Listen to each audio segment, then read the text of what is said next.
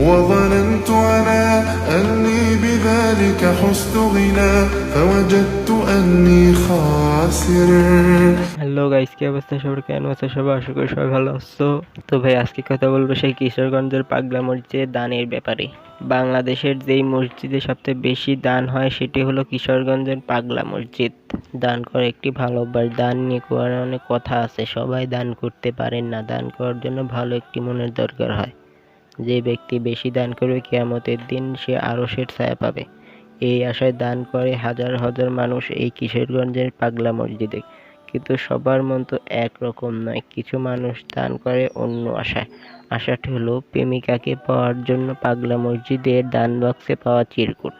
একজন মানুষ কতটা পাগল হলে এমন একটা কাজ করতে পারে যে চিরকুটটা দান বক্সে রেখে সে জানতো যে এক সময় এই সবাই দান বক্স থেকে টাকা বের করবে সেখান থেকে, আর সাথে এটাও। তখনই সবাই দেখবে এই চিরকুটটা। আসলেই তাই এই চিরকুট লেখাগুলো ভাইরাল হয়ে গেছে। এই চিঠি দান বক্সে ফেলেছে তার তো হেব্বি মজা লাগছে। এখন তো সবাই জেনে গেছে, এখন তো মেয়ে তাকে বিয়ে করতে বাধ্য। বলতেই হবে ভাই, ছেলেটার মাথায় বুদ্ধি আছে। আমার সিঙ্গেল ভাইগুলা কই আছো?